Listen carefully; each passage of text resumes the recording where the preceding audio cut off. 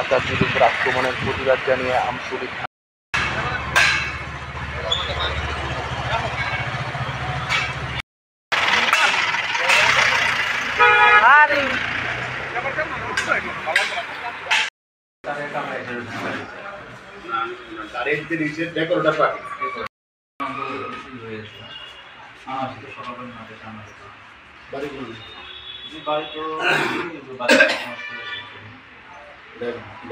অবস্থান করছেন। আমরা আপনারা সবাই জানেন যে টাইমস 24-এর যে সাংবাদিক সুদীপ আচার্যের উপর গতকাল রাতে ব্রুটালি অ্যাটাক করা হয়েছে। ওকে মানে প্রাণে মারার জন্য, প্রাণে হত্যা করার জন্য ওকে ব্রুটালি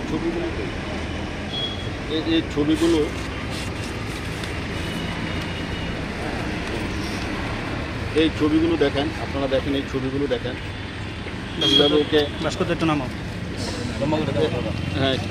কীভাবে ওকে মারা হয়েছে।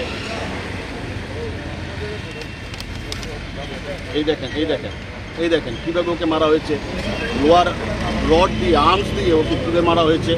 ওর একটা স্বর্ণের চেন ছিল, চেনটা ওরা নিয়ে গেছে এবং এগুলো 7-8 জন ছিল। তো আমাদের মনে হয় আরও ছিল সংখ্যায়, ওরা পালিয়ে গেছে। তো আমাদের দাবি সেটা আমরা আজকে থানায় এসেছি সবাই মিলে, আমতলী থানাতে, যেহেতু ঘটনাটা আমতলী থানা এলাকায় হয়েছে। তো আমাদের একটাই দাবি যে এসপিকে এখানে আসতে হবে, ঘটনাস্থলে আসতে হবে। এর আগে এই যে প্রসেনজিৎ তারার উপর অ্যাটাক হয়েছে 3 জনের উপর মঠচুমনি এলাকাতে। তারপরে এই মনে হয় 2 মাসের মধ্যে আবার হয়েছে সাংবাদিকের উপর। তাহলে কি শহরে কি সাংবাদিকরা কাজ করতে পারবে না?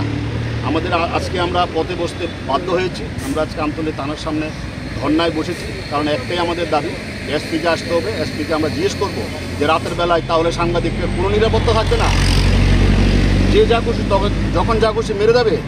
এইটারই আমাদের একটাই দাবি যে এসপিকে আসতে হবে। আমরা থানাকে জানিয়েছি, আমি নিজে ডিজিপি সাহেবের সাথে কথা বলেছি ফোনে, এবং ডিজিপি সাহেবও আমাদের আশ্বস্ত করেছেন। তো আমরা জানি যে সাংবাদিকদের উপর হত্যার ব্যাপারে সবাই আমাদের সাথে থাকবেন, আমাদের পাশে থাকবেন। আহত করার ব্যাপারে যেভাবে ব্রুটালি মেরেছি সাংবাদিকদের, এর আগেও 2 জন সাংবাদিককে হত্যা করা হয়েছে এই রাজ্যে।